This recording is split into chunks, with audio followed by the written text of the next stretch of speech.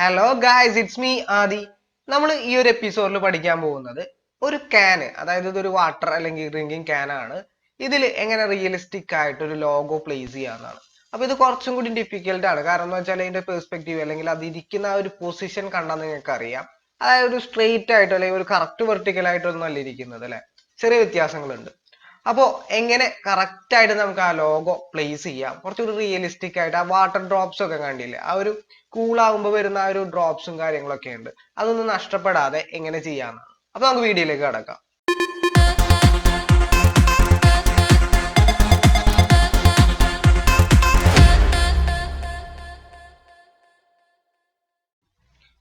ആദ്യമായിട്ട് വേണ്ടത് ഇതിലേക്ക് പ്ലേസ് ചെയ്യാനുള്ള ഒരു ലോഗോയാണ്. അപ്പൊ ഞാനൊരു ലോഗോ എടുത്തു വെച്ചിട്ടുണ്ട്. ഇതൊരു മാസ്കോട്ട് ലോഗോ ആണ്. ഓക്കെ, അപ്പൊ ഈ ലോഗോന്റെ ബാക്ക്ഗ്രൗണ്ട് നമുക്ക് കളയണം, അല്ലെ? അപ്പൊ അതിന് വേണ്ടി ചെയ്യേണ്ടതെന്ന് വെച്ചാൽ ജസ്റ്റ് ഞാൻ മൂവ് ടൂൾ യൂസ് ചെയ്തിട്ട് ഇതിനെ ഡ്രാഗ് ചെയ്ത് നമ്മുടെ വർക്ക് സ്പേസ് അല്ലെങ്കിൽ നമ്മുടെ ആ ഒരു ക്യാനുള്ള ആ ഒരു ഇമേജിലേക്ക് ഡ്രോപ്പ് ചെയ്യുന്നുണ്ട്. അപ്പൊ ആ ലോഗോ അവിടെ വന്നിട്ടുണ്ട്. അപ്പൊ സെലക്ഷൻ നോക്കാം. നമ്മുടെ ലെയർ 1 എന്ന് പറയുന്നത് നമ്മുടെ ലോഗോയാണ്. അപ്പൊ നിങ്ങൾക്ക് മനസ്സിലാവാൻ വേണ്ടി ഞാൻ ജസ്റ്റ് ഒന്ന് റീനെയിം ചെയ്യാണ്. ഇത് നമ്മുടെ ലോഗോന്റെ ലെയർ ആണ്. ഓക്കെ, ബാക്ക്ഗ്രൗണ്ട് എന്ന് പറഞ്ഞു കിടക്കുന്നത് നമ്മുടെ ക്യാനിന്റെ ലെയറുമാണ്. അപ്പൊ ഈ ലോഗോന്റെ ലെയറിലെ ബാക്ക്ഗ്രൗണ്ട് നമുക്ക് കളയണം. അതിന് വേണ്ടിയിട്ട് ഞാൻ എന്താ ചെയ്യാൻ പോകുന്നത് വെച്ചാൽ സെലക്ട് എടുക്കുക, അതായത് മെനു ബാറിൽ സെലക്ട് എടുക്കുക. അതിൽ സബ്ജക്ട് എന്ന് പറഞ്ഞ ഒരു ഓപ്ഷൻ കാണാം, അത് ക്ലിക്ക് ചെയ്യുക. ഓക്കെ, അപ്പൊ സെലക്റ്റിൽ സബ്ജക്ട് എടുക്കുമ്പോൾ നിങ്ങൾക്ക് കാണാം അത് പ്രോസസ് ആവുന്നുണ്ട്. അപ്പൊ കറക്റ്റ് ആയിട്ട് ആ സബ്ജക്ട് മാത്രം നമുക്ക് സെലക്ട് ചെയ്ത് കിട്ടി. ഇനി നമുക്കിനെ ലെയർ മാസ്ക് ചെയ്യാം. ലെയർ മാസ്ക് എന്ന് പറഞ്ഞാൽ നമ്മൾ സെലക്ട് ചെയ്ത ഭാഗം മാത്രം നിലനിർത്തിക്കൊണ്ട് ബാക്കിയുള്ള ഭാഗത്തിനെ ഹൈഡ് ചെയ്ത് കളയാണ് ചെയ്യുക. അപ്പൊ അതേ നമുക്ക് ഇവിടെ ഒരു ഓപ്ഷൻ കാണാം, കണ്ടോ? എന്റെ കേഴ്സർ ശ്രദ്ധിക്കുക, ഇതാണ് ലെയർ മാസ്ക് എന്ന് പറയുന്നത്. ജസ്റ്റ് ഒന്ന് ക്ലിക്ക് ചെയ്യുക, കണ്ടോ? അപ്പൊ നമ്മൾ അത് മാസ്ക് ചെയ്തിട്ടുണ്ട്. പക്ഷെ നമുക്ക് ഒരിക്കലും ഇങ്ങനെ കൊണ്ടുവന്നത് നമുക്ക് വെക്കാൻ പറ്റില്ലല്ലേ ഈ ലോഗോ. കാരണം ഇത് കറക്റ്റ് വെർട്ടിക്കൽ ആയിട്ടാണ്, അല്ലെങ്കിൽ കറക്റ്റ് ആയിട്ടാണ്, ഒരു പ്ലെയിൻ ആയിട്ടാണ് കിടക്കുന്നത് ലോഗോ.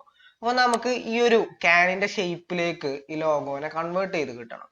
അപ്പൊ അതിനുവേണ്ടി ഞാൻ ചെയ്യാൻ പോകുന്നത് എന്താണെന്ന് വെച്ചാല് ആദ്യം ഈ ലോഗോന്റെ ലെയറിന് ഞാൻ just convert to smart object എന്ന് പറഞ്ഞ ഓപ്ഷൻ കൊടുക്കുകയാണ്. ഓക്കെ, അപ്പോൾ അതിനെ സ്മാർട്ട് ഒബ്ജക്റ്റ് ആയിട്ട് ഞാൻ കൺവേർട്ട് ചെയ്യാണ്. അപ്പൊ നിങ്ങൾക്ക് കാണാം ലോഗോ വീണ്ടും ആ ഒരു സ്മാർട്ട് ഒബ്ജക്റ്റ് ആയിട്ട് അല്ലെങ്കിൽ ആ ലെയറിന് ചേഞ്ചസ് വന്നു.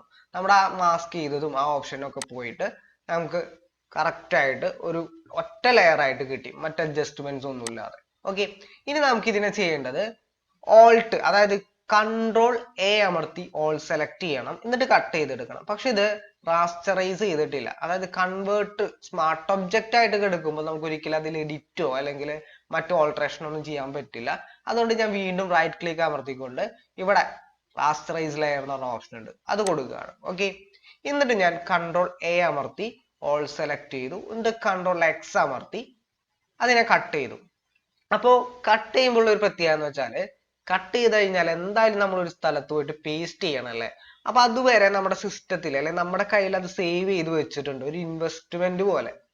അപ്പൊ അത് കാണുന്നില്ലെന്നുള്ളൂ, നമ്മുടെ കയ്യിൽ ഉണ്ട്. ഇനി നമ്മൾ ചെയ്യാൻ പോകുന്നത് ഫിൽറ്റർ എടുക്കുക. ഫിൽറ്ററിൽ വാനിഷിംഗ് പോയിന്റ് എന്ന് പറഞ്ഞ ഓപ്ഷൻ ഉണ്ട്. അപ്പൊ നമുക്ക് കാണാം, ഇതാണ് വാനിഷിംഗ് പോയിന്റ് എന്ന് പറഞ്ഞ ഓപ്ഷൻ. അപ്പൊ ദേ ഫസ്റ്റത്തെ ആ ഒരു ക്രിയേറ്റ് പ്ലെയിൻ ടൂൾ എന്ന് പറഞ്ഞ ഓപ്ഷൻ കാണാം, സി ആണ് ഷോർട്ട് കട്ട്. അതെടുത്തിട്ട് നമുക്ക് കറക്റ്റ് ആയിട്ട് ദേ ഞാൻ ജസ്റ്റ് ഒന്ന് ഇവിടെ ക്ലിക്ക് ചെയ്ത് ഈ ഒരു പോർഷനിൽ ക്ലിക്ക് ചെയ്തിട്ട് ദേ ഈ ഒരു പോർഷനിൽ ഇങ്ങനെ ക്ലിക്ക് ചെയ്യുന്നുണ്ട്, ഇവിടെയും ക്ലിക്ക് ചെയ്യുന്നുണ്ട്. ഓക്കെ, അപ്പൊ നമ്മൾ അതിന്റെ ഒരു പെർസ്പെക്റ്റീവ് അല്ലെങ്കിൽ ആ ഒരു വാനിഷിംഗ് പോയിന്റ് നമ്മൾ അടയാളപ്പെടുത്തി കൊടുത്തിട്ടുണ്ട്. എന്നിട്ട് നമ്മൾ എന്താ ചെയ്യേണ്ടതെന്ന് വെച്ചാൽ കൺട്രോൾ വി അമർത്താം. വി എന്ന് പറഞ്ഞാൽ പേസ്റ്റ്, അതായത് കൺട്രോൾ വി എന്ന് പറഞ്ഞാൽ നമ്മൾ നേരത്തെ അവിടെ കട്ട് ചെയ്ത ആ ലോഗോനെ ഇവിടെ കൊണ്ടുവന്ന് പേസ്റ്റ് ചെയ്യാണ്. കൺട്രോൾ വി, കണ്ടോ? ആ ലോഗോ വന്നു. ഇനി നമുക്ക് ഒരു കാര്യം ചെയ്യാനുള്ളൂ, ഇതിനെ ഇങ്ങനെ ഡ്രാഗ് ചെയ്ത് ഇതിലേക്ക് കൊണ്ടുവരാം, കണ്ടോ? ഈ ഒരു ലെവലിലേക്ക് കൊണ്ടുവരാം. എന്നിട്ട് നമ്മൾ കൺട്രോൾ ടി അമർത്തിയിട്ട് നമുക്ക് ഇതിനെ ഷിഫ്റ്റ് അമർത്തിക്കൊണ്ട് സൈസ് നമുക്ക് എത്ര വേണം ആ ഒരു ലെവലിലേക്ക് കൊണ്ടുവന്നിട്ട് കറക്റ്റ് ആയിട്ട് ഇങ്ങനെ കൊണ്ടുവന്ന് വെക്കാം. ഓക്കെ, ഞാൻ ഈ ഒരു പൊസിഷനിൽ കൊണ്ടുവന്ന് വെച്ചു. എന്നിട്ട് ഓക്കെ കൊടുക്കാം. അപ്പൊ നമുക്ക് കാണാം ആ ലോഗോ കുറച്ചും കൂടി ഒരു പെർസ്പെക്റ്റീവ് ആയിട്ട് അല്ലെങ്കിൽ കറക്റ്റ് അതിന്റെ ഒരു ആ ഒരു പോയിന്റ് ഓഫ് വ്യൂല് വന്നിട്ടുണ്ട്, അല്ലെ? ഇനി നമുക്ക് വേണമെങ്കിൽ ഇനിയും ബെൻഡ് ചെയ്യണം എന്ന് നിങ്ങൾക്ക് താല്പര്യപ്പെടുകയാണെങ്കിൽ നമുക്ക് ബെൻഡ് ചെയ്യാം. കൺട്രോൾ ടി അമർത്തിക്കൊണ്ട് റൈറ്റ് ക്ലിക്ക് അമർത്തി കഴിഞ്ഞാൽ ഇവിടെ റാപ്പ് എന്ന് പറഞ്ഞ ഓപ്ഷൻ ഉണ്ട്, അതൊന്ന് ജസ്റ്റ് ക്ലിക്ക് ചെയ്യാം. അപ്പോൾ ഇവിടെ കാണാം റാപ്പ് എന്ന് പറഞ്ഞ കസ്റ്റം ആണ് എടുക്കുന്നത്. അത് ജസ്റ്റ് നിങ്ങൾക്ക് ആർക്കോ അല്ലെങ്കിൽ നിങ്ങൾക്ക് ഏതാണോ ഷേപ്പിലേക്ക് വേണ്ടത് ആ ഷേപ്പിലേക്ക് മാറ്റാം. ഞാൻ ആർക്ക് മാറ്റുമ്പോൾ കണ്ടോ ഈ ഒരു ലെവലാണ് വരുന്നത്. ഇപ്പൊ ഇവിടെ ബെൻഡ് എന്ന് പറഞ്ഞ ഓപ്ഷൻ ഉണ്ട്, അത് യൂസ് ചെയ്തിട്ട് നമുക്ക് അതിനെ കറക്റ്റ് ആയിട്ട് എങ്ങനെ ബെൻഡ് ചെയ്യേണ്ടത് ആ ഒരു ലെവലിലേക്ക് ആക്കാം.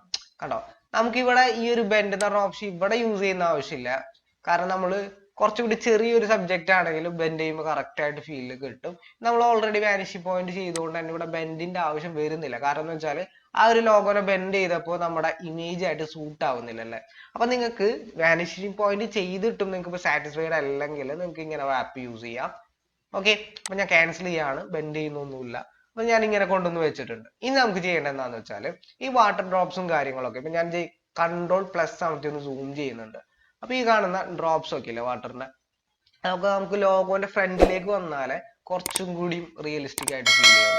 അപ്പൊ അതിന് വേണ്ടിയിട്ട് ഞാൻ ചെയ്യാൻ പോകുന്നത് എന്താന്ന് വെച്ചാല് ഇവിടെ ഈ ഒരു ബോട്ടിലെ ലെയർ ക്ലിക്ക് ചെയ്യുക, എന്നിട്ട് അതിന് ഡ്യൂപ്ലിക്കേറ്റ് ചെയ്യുക. ഡ്യൂപ്ലിക്കേറ്റ് ചെയ്യാനുള്ള ഷോർട്ട് കട്ട് Ctrl+J ആണ്. Ctrl+J യൂസ് ചെയ്ത് ഡ്യൂപ്ലിക്കേറ്റ് ചെയ്തു. ഇനി നമുക്ക് ഇതിനെ മൂവ് ചെയ്തിട്ട് ഇത് ഏറ്റവും മുകളിലോട്ട് കൊണ്ടുവന്നിടണം. അപ്പോൾ അതിനുവേണ്ടി ഒന്നിൽ ക്ലിക്ക് ചെയ്തിട്ട് മേലോട്ട് വലിച്ചിടുക, അല്ലെങ്കിൽ ക്ലോസിംഗ് ബ്രാക്കറ്റ് അമർത്തിയാൽ മതി, മുകളിലോട്ട് വന്നു. ഓക്കെ, ഇനി കൺട്രോൾ ഞാൻ 0 അമർത്തിക്കൊണ്ട് ഫിറ്റ് ഓൺ സ്ക്രീൻ ആക്കി വെച്ചിട്ടുണ്ട്. ഇനി ഇതിനെ നമുക്ക് ഡീസാച്ചുറേറ്റ് ചെയ്യണം അല്ലെ.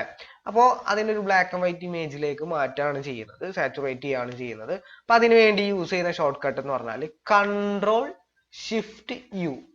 അപ്പൊ നിങ്ങൾക്ക് കാണാം അതിനെ ഡീസാച്ചുറേറ്റ് ചെയ്തിട്ടുണ്ട് നമ്മള്.